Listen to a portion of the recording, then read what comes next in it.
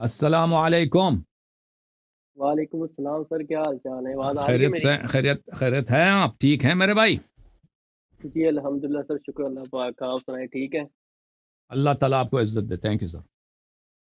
سر میں عقیدے سے سنی ہوں، جی لیکن کافی عرصے سے آپ کو سن رہا ہوں میں. اللہ آپ کو تو سلامتی دے. میرے آپ کے ساتھ دو تین سوالات ہیں، ڈاؤٹس ہیں میرے، وہ کلیئر کرنے ہیں. جی سر بولیں. سر جو امامت کا عقیدہ ہے، کائنڈلی اس کو آپ بریف کر سکتے ہیں کہ کیا عقیدہ ہے امامت کا؟ کیونکہ جو تو میں نے سنا ہے، میں اپنا جی میں بولیں بتا دیتا ہوں آپ کو بولیں. کہ جو میں نے سنا ہے وہ یہ ہے کہ جو نبوت ہے وہ آپ صلی اللہ علیہ وسلم پر ختم ہو چکی ہے. وہ جیسے حضرت جبرائیل علیہ السلام آپ صلی اللہ علیہ وسلم پر وہی لے کر نازل ہوتے تھے، اسی طرح جو آئمہ اکرام ہے، مولا علی علیہ السلام ہے، امام حسن، امام حسین، ان کے اوپر بھی اسی طرح حضرت جبرائیل علیہ السلام وہی لے کر نازل ہوتے ہیں. تو کیا یہ اس میں کیا صداقت ہے؟ اس کو کائنڈلی بریف کر دیں. تو یہ تو آپ نے دوسرا سوال کیا نا؟ جی جی آپ سوال کر رہے ہیں کہ نبوت امامت کیا ہے، اور جی جی پوچھتے امامت ہیں کہ جی کیا یہ الگ بات ہے کہ کیا ملائکہ سے جی ملاقات ہوتی ہے. دیکھیں جی میرے بھائی،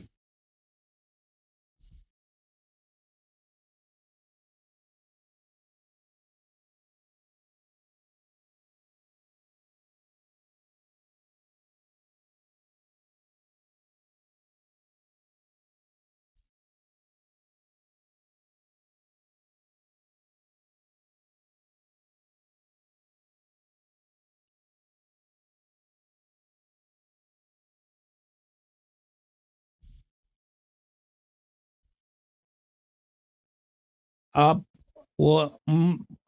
شاید اس فکر میں مبتلا ہیں کہ بھائی کہ اگر کوئی شخص ملائکہ سے بات کر رہا ہے تو حتماً نبی ہوتا ہے. یہ آپ کی غلط فہمی ہے.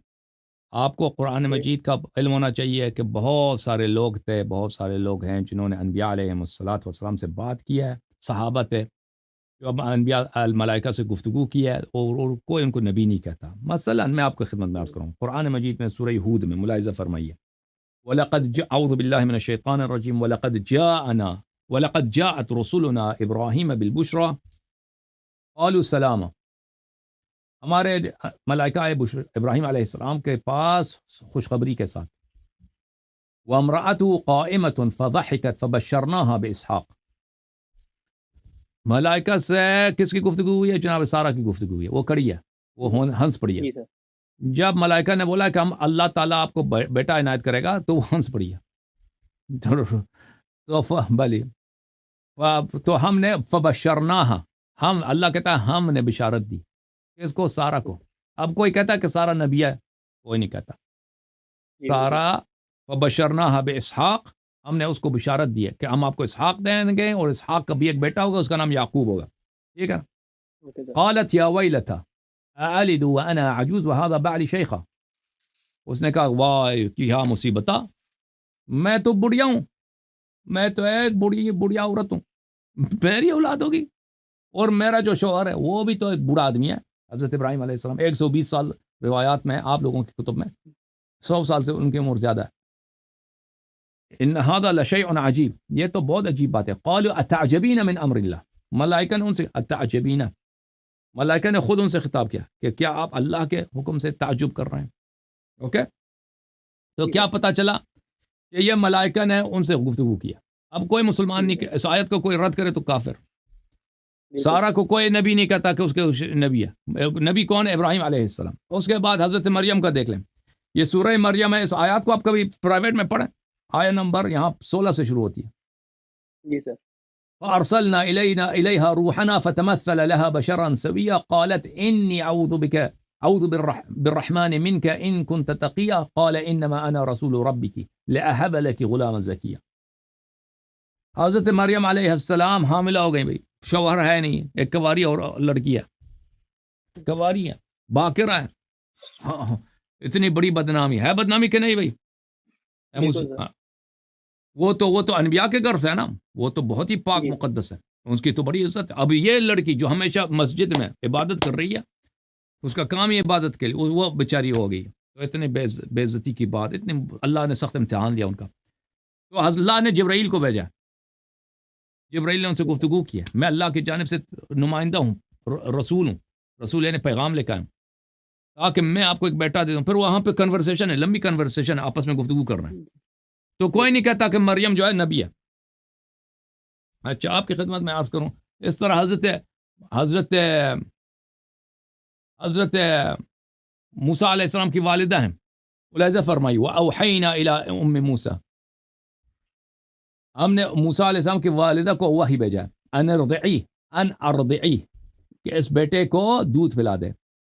فَإِذَا خِفْتِ عَلَيْهِ فَأَلْقِيهِ فِي الْيَمِّ وَلَا تَخَافِي وَلَا تَحْزَنِي، اور جب تجھے ڈر لگے کہ فرعون والے لوگ آئیں گے اس کو پکڑ کے ذبح کریں گے بچے کو، تو اس کو صندوق میں رکھ دے، صندوق کو دریا میں رکھ دے، دریا میں یہ جائے گا، اس کو فرعون والے پکڑ لیں گے اور ہم اس کو واپس لائیں گے آپ کی طرف. اِنَّا رَادُّوهُ إِلَيْكِ، ہم تیرے بیٹے کو، تیرا بیٹا امانت ہے، ہم واپس پہنچائیں. سبحان اللہ سبحان اللہ. ننا بچے کو دریا میں کوئی پھینکتا ہے بھائی؟ کتنا بڑا امتحان ہے. صندوق میں ڈال کے ہم اس کو واپس لائیں گے. اللہ سبحان اللہ کتنا مومن ہے. ملائکہ نے اس سے کہا ہم آپ کے بیٹے کو واپس لائیں گے، وَجَاعِلُوهُ مِنَ الْمُرْسَلِينَ، یہ انبیاء میں سے ہے، ہم اس کو نبی مرسل بنائیں گے. سبحان اللہ. ٹھیک ہے نا جی سر. سر ایک اور کویسچن ہے.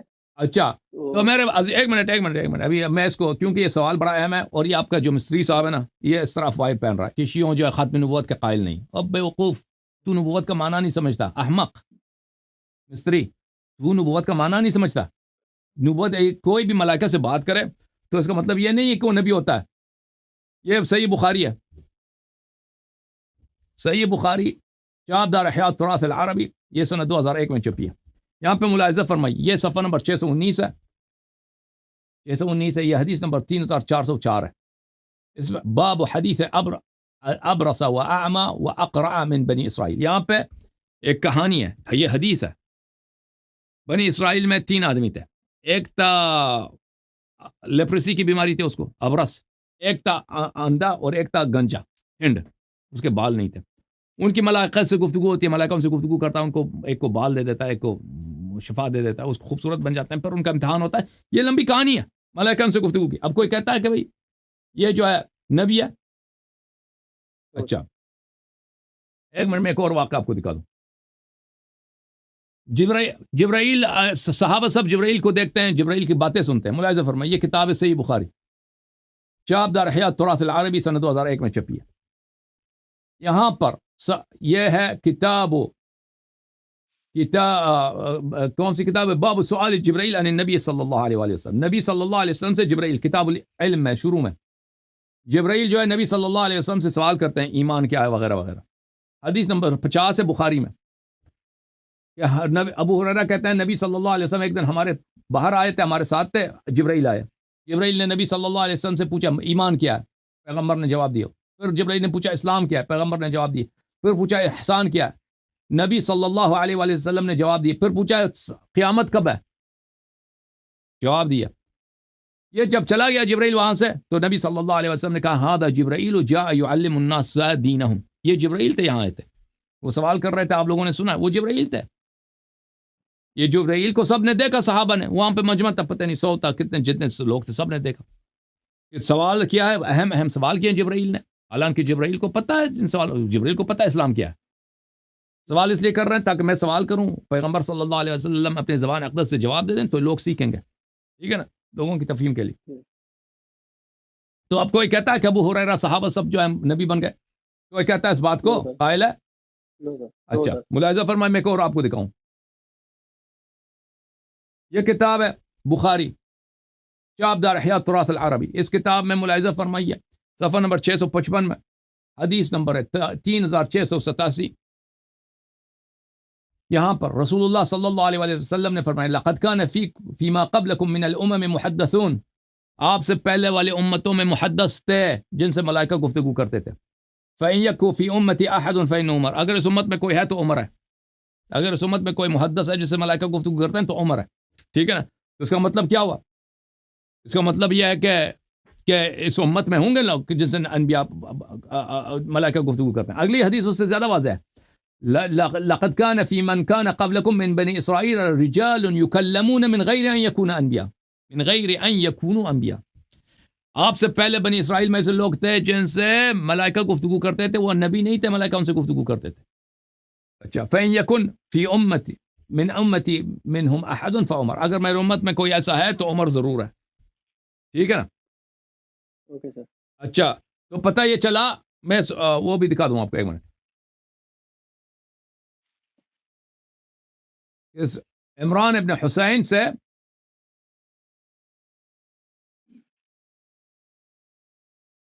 اچھا وہ میں نے آپ کو بتایا تھا نا کہ عمر صاحب کو تیمم نہیں آتی، وہ آپ نے دیکھا میرا استدلال؟ وہ جس کو تیمم نہیں آتی بھائی ملائکہ اس سے گفتگو کر سکتا ہے، اہل بیت طاہرین جو مطہر ہے، ہاں مطہر ہے، ان سے کیوں نہیں گفتگو کر سکتے؟ اچھا میں ایک منٹ ایک اور آپ کو دکھاؤں. اچھا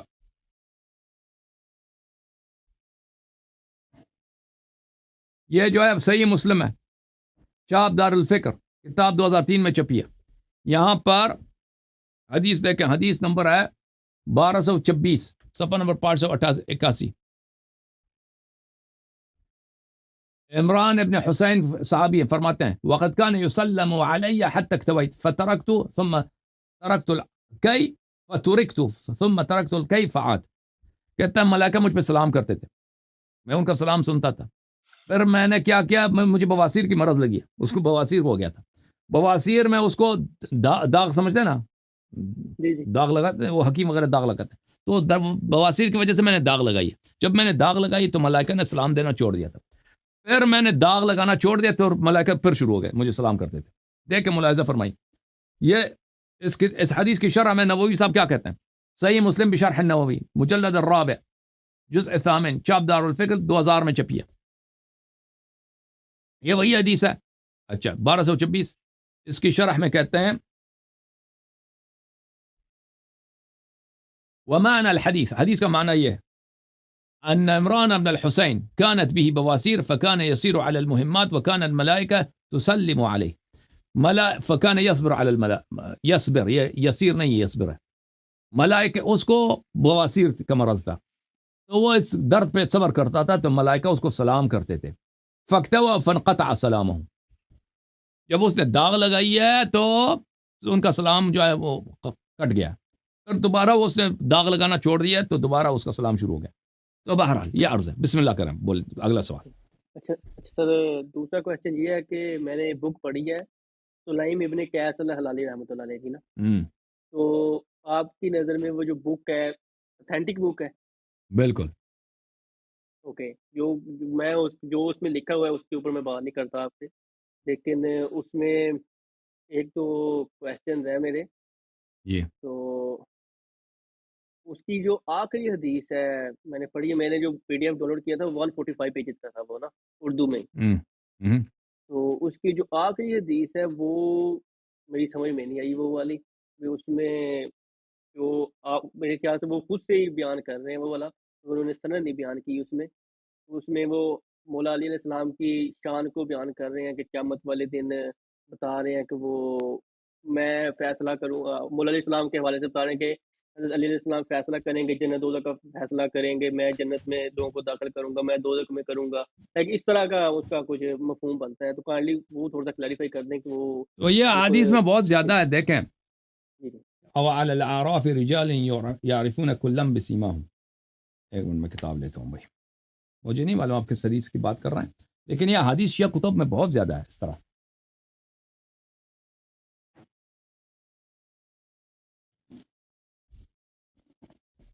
اصحاب اعراف میں اور بھی دوسرے ابواب میں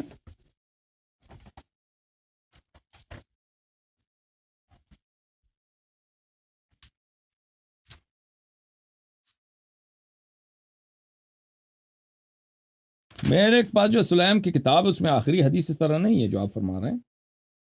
بہرحال یہ ہمارے کتب میں بہت زیادہ ہے کہ روز قیامت جو ہے اللہ تعالیٰ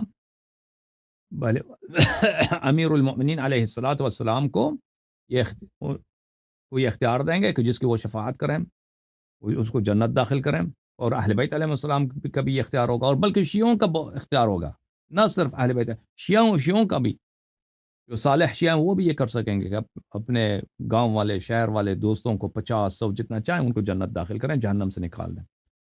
تو یہ اس کے احادیث بہت زیادہ ہیں، اب روایات اس کے بہت زیادہ ہیں ہمارے پاس.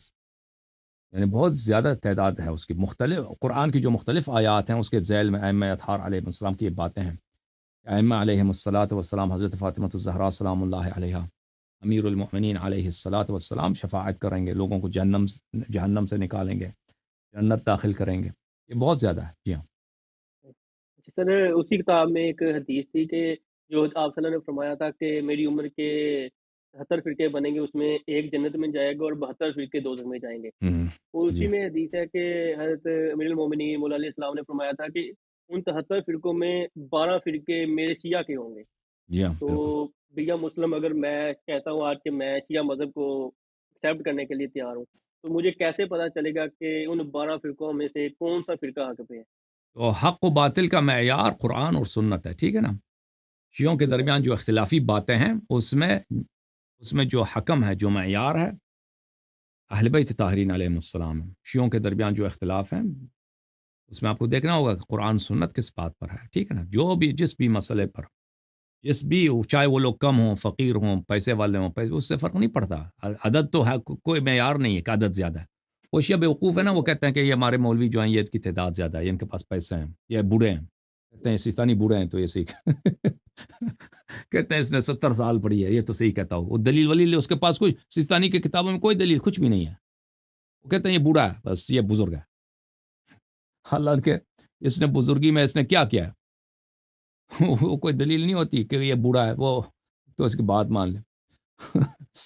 تو کہتے ہیں کہ یہ اور وہ بھی شیعوں کو اسی طرح بے وقوف بناتے ہیں. کہتے ہیں کہ بھئی دیکھو اس نے 70 سال حوزے میں پڑھا ہے، وہ اس کو نہیں آتا، اس کو ضرور آتا ہے. تو یہ باتیں جو ہے نا یہ سب بکواس ہیں. انسان کو دیکھنا ہے جس کے پاس دلیل ہے، جس کی بات قرآن کے موافق ہے، سنت کے موافق ہے، اہل بیت علیہ السلام کے کلام کے موافق ہے، وہ بات، اس کی بات صحیح ہے. وہ کہنے والا چھوٹا ہے یا بڑا اس سے فرق نہیں پڑتا، فقیر ہے، پیسے والا ہے، اس سے کوئی فرق نہیں پڑتا. لوگ اس کی عزت کرتے ہیں نہیں کرتے.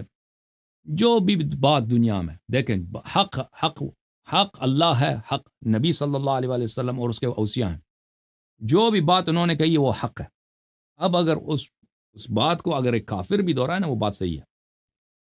اب امریکہ بھی آ کے ایک بات کہے نا جو قرآن میں سنت میں، وہ اس کو انکار کریں گے، وہ کفر ہے، انکار نہیں کر سکتے. امریکہ اسرائیل کہہ دے، انکار نہیں کر سکتے. کوئی دنیا کا کافر ترین شخص کی بات آپ اس لیے رد نہیں کر سکتے.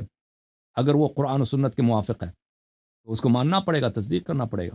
یہ تو حق ہے بھائی، حق ہے بس. اب مولوی حضرات فرقے شیعوں میں بہت ہیں، افکار مختلف ہیں، اور شیعوں میں کفریات بہت زیادہ ہیں. میں تو ہمیشہ کہتا ہوں یہ شیعہ نام کی شیعہ ہیں، کہتا ہم شیعہ. جہاں بھی ان کا ٹکراؤ ہوتا ہے نا، کہ ان کے عقائد اور اہل بیت علیہ السلام کے کلام کے ساتھ، یہ اپنے عقائد کو پکڑتے ہیں. وہ تیار نہیں ہوتا ہے کہ اپنی جہالتوں کو، اپنی بری عادتوں کو، ان میں چاہے وہ علماء ہوں یا عوام ہوں، اس سے فرق نہیں پڑتا، ذاکرین ہوں، تیار نہیں ہے اس کو چھوڑیں. وہ اس کو لاکھ حدیث لا کے دکھاؤ، وہ کوئی فرق نہیں پڑتا. ان کی طبیعت پہ کوئی فرق نہیں. یہ جو ہے نا، ان کا ایمان اتنا مضبوط ہے اپنے جہالتوں پر، جیسے تربیلا ڈیم مضبوط ہے. تربیلا ڈیم کو توپ سے بھی لگاؤ نہ نہیں اڑتا. تو ان کا ایمان بھی قرآن و سنت کے مقابلے میں کوئی قرآن کی حدیث، کوئی وہ قرآن سنت ان پہ اثر نہیں کرتا بھائی. یہ ایسے لوگ ہیں. جی ہاں. اچھا سر، ایک آپ لاسٹ کے کوشچن ہے میرا. آپ لوگ ان سے بہتر ہو، جماعت مریم سے بہتر ہیں. جماعت مریم میں بہت دیکھوں کہ وہ بیچارے نرم ہو جاتے ہیں، وہ بات سنتے ہیں، مانتے ہیں. ان کے علماء اللہ جانتا ہے، بہت سارے ان کے علماء شیعہ ہو چکے ہیں، لیکن وہ اظہار نہیں کر سکتے بیچارے، وہ ڈر کے مارے اپنے بچوں سے، پڑوسیوں سے.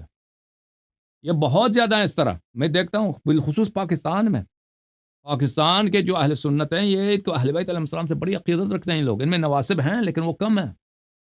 نواسب اکثر یہ لوگ جو ہیں اہل بیت علیہ السلام کے بڑے شہدائی ہیں، لیکن ان کو پتہ نہیں ہے کہ امامت، خلافت، یہ مسئلہ جب پتہ چل جاتا ہے تو میں نہیں کہتا سب، لیکن ان میں سے بہت سارے وہ آ جاتے ہیں، سیدھے راستے پہ آ جاتے ہیں. لیکن شیعہ اس طرح نہیں ہے. شیعہ وہ جس راستے پہ لگے ہوئے ہیں نا، وہ ان کو پرواہ نہیں ہے کہ ان کا راستہ اہل بیت علیہ السلام کے خلاف جا رہا ہے.